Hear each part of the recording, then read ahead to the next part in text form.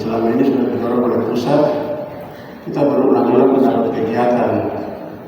Ya, jadi kegiatan ini membawa kita untuk semakin edukasi supaya mengerti, apalagi yang disebut dengan ekonomi kreatif. Kita bukan lagi kalau ada pemerhati budaya di sini, kita tidak punya budaya dengan hal yang lebih spesifik, tapi budaya itu luas saja, secara luas. Tugasnya sudah dari dinas pendidikan. Kita sekarang yang disebut itu ekonomi kreatif ini, pariwisata dan ekonomi kreatif. Jadi kita belajar tentang ini juga, karena saya pernah ada kegiatan di Sahid, dilakukan oleh kegiatan dinas koperasi dan UMKM. Jadi mudah kita lalu saya bilang sama ada orang-orang di Tanjung itu. Sebelum kamu tahu yang kreatif itu bagaimana? Jadi kalau kita ada nilai tambah dari kayu, bikin dari kursi, kemudian kursi ada nilai jual, itu proses itu yang menuju kepada ekonomi kreatif. Kemudian digitalisasi. Mama ini mau jual dia punya manik-manik, mungkin karena kreatif dia mesti cat dia kan, dia mesti bikin dia bagus, baru anaknya menjual lewat dia punya online. Waktu itu ya saya kasih tahu gitu. Mohon maaf Pak Direktur kalau itu terbatas ya, nanti banyak sekali peserta kami mengimbau, mari kita tangkap peluang ini, lalu kita melakukan edukasi pembelajaran.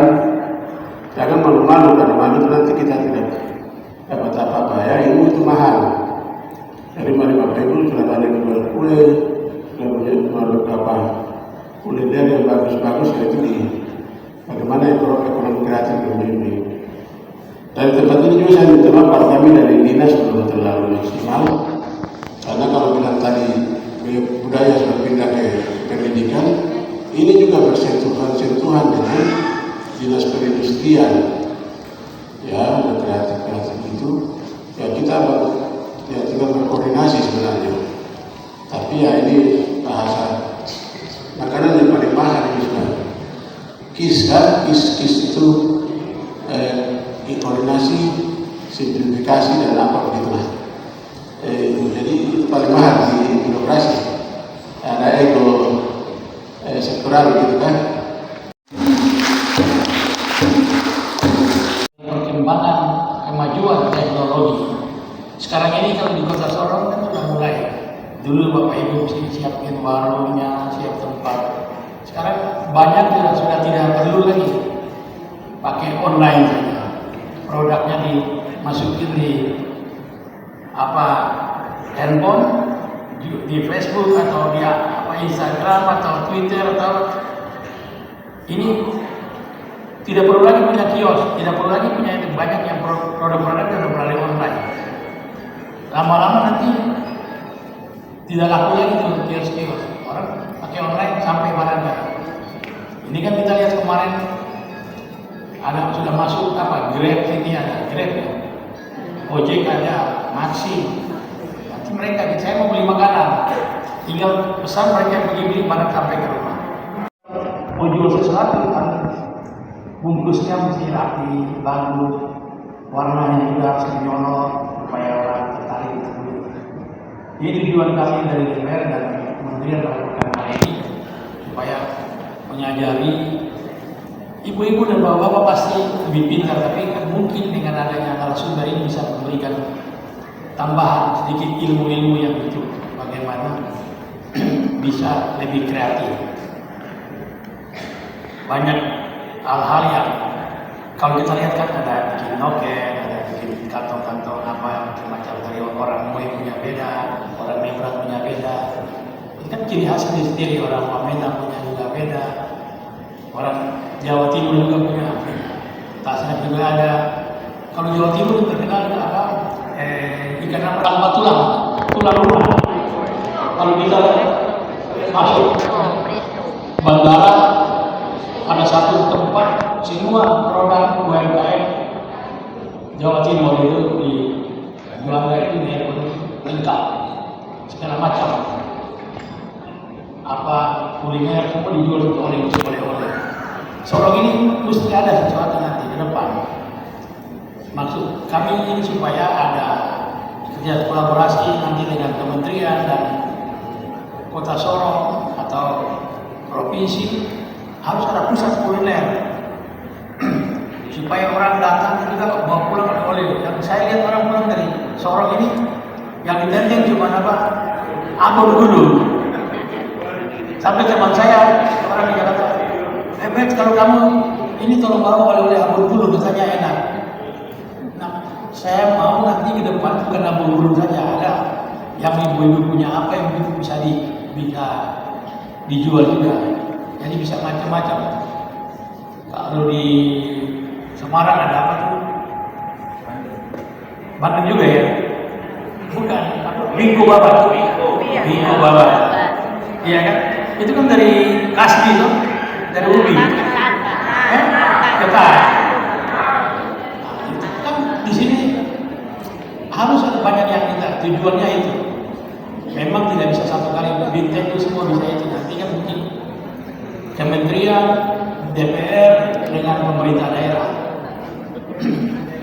Saya pernah mengusulkan pada waktu itu masih Papua Barat, pejabat gubernurnya masih Pak Pablo. Saya bilang, Pak pejabat, coba minta izin sama bandara daripada tanahnya kosong itu dibikin pusat kuliner di sini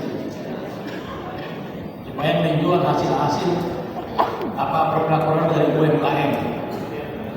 Karena di dalam airport kan sempit. Satu sempit, yang kedua mahal. Akhirnya tidak semua bisa kalau dibeli di pinggir, di depan itu kan bisa orang mau pulang oleh-oleh bisa dibawa ke luar kota Sorong. Akhir terus pergantian ke Papua Barat Daya terputus. Mudah-mudahan ke depan bisa tetap kita upayakan supaya bisa ada satu pusat kuliner. Saya mau kasih tahu ya Bapak Ibu lihat ya, kota Sorong ini banyak orang yang datang langsung ke Raja Ampat. Dia tidak pernah tinggal di kota Sorong. Dan lamanya tinggal orang di kota Sorong ini cuma rata-rata 1,5 hari. Jadi misalnya ini seperti tamu kita, Pak Raymond dan Pak Akmal, mereka datang. Kegiatan mereka di hotel, luar negeri cari makan di mana, balik lagi ke hotel. Mereka tidak. Mereka karena mau cari sesuatu, oleh-oleh yang tidak ada. Baru ada di sini batik Papua. Tapi batiknya bikinnya juga di Jawa juga.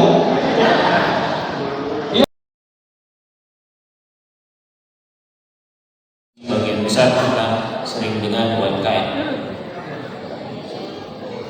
Ini tadi saya dapat info Bapak Ibu banyak yang usahanya di bidang kuliner, betul ya? Ada yang selain kuliner, kreatif sebenarnya ada di sekeliling kita, tapi kita saja yang tidak menyebutnya ekonomi kreatif. Bapak Ibu suka makan-makan, suka jualan makanan. Kalau memenuhi 3 unsur akan disebut ekonomi kreatif. Pertama, berdasarkan kreasi dan inovasi. Bapak Ibu, kita diberikan Tuhan akal pikiran sehingga kita bisa menciptakan sesuatu dari kecerdasan yang diberikan Tuhan.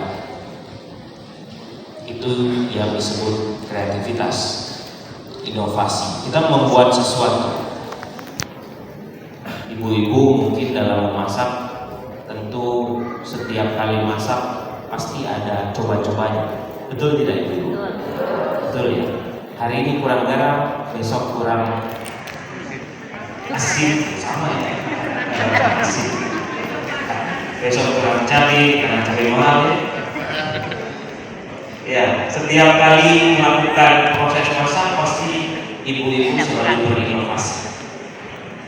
Mungkin jenis bahan makanan tidak tersedia, kita ganti pakai yang lain. Hari ini tidak ada ayam, harusnya masak ayam, tapi adanya ikan, kita masak ikan. Walaupun bumbunya bumbu ayam, jadi masak ayam rasa ikan. Gampang. Kalau Bapak Ibu berjualan, punya produk, karena jual kue, tentu yang diharapkan adalah pemasukan, uang, pendapatan. Nah, bagaimana sesuatu yang biasanya kita buat untuk keluarga bisa menjadi nilai tambah. Ada sesuatu yang kita bisa hasilkan. Kemudian yang ketiga di ekonomi kreatif itu ada namanya kekayaan intelektual. Kekayaan intelektual ya mungkin secara umum orang tahunya paten, merek, tahu ya, didaftarkan supaya tidak diambil orang, bahkan logo atau brand merek ya, brand produk merek seperti ya kalau bisa saya contohkan roti Abon apa di sini mereknya apa? Hawaii, saya nggak sebut ya. Nah, Hawaii itu sebuah merek, kalau sudah didaftarkan itu sudah menjadi milik yang punya, yang mendaftarkan. Jadi kalau ada orang lain mau pakai merek tersebut, dia boleh pakai, tetapi dengan perjanjian, ada persyaratan yang kita boleh bagi hasil kah, kita boleh sharing keuntungan. Jadi 3 unsur itu Bapak Ibu, itu yang disebut ekonomi kreatif. Di BIMTEK pelaku ekonomi kreatif subsektor desain produk di Kota Solo. Kenapa desain produk? Bapak Ibu kalau beli kue kan, beli makanan camilan kan, itu suka lihat bentuk kuenya atau bentuk kemasannya. Kuenya. Kalau kemasannya tertutup daun, Ibu bisa lihat. Misalkan dibungkus daun, Ibu bisa lihat kan? Ya. Tidak tentu. Jadi yang pertama kita lihat adalah kemasannya. Baik, sekarang banyak kemasan itu yang sudah canggih-canggih, nanti tanya Bang Narsum kita.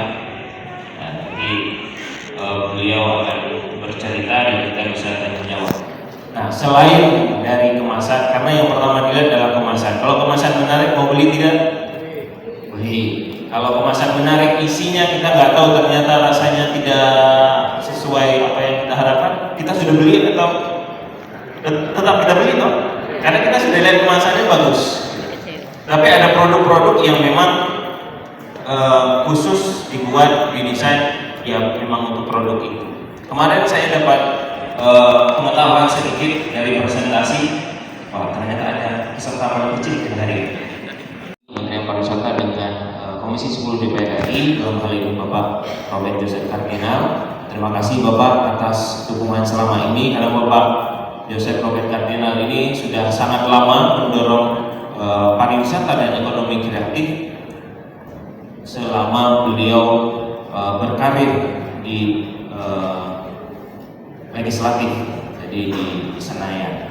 Terima kasih sekali lagi Bapak atas kerjasamanya, dan semoga kita doakan bersama Bapak Robert Joseph Kardinal bisa terus memberikan dedikasinya untuk pengembangan pariwisata dan ekonomi kreatif. Setuju ya?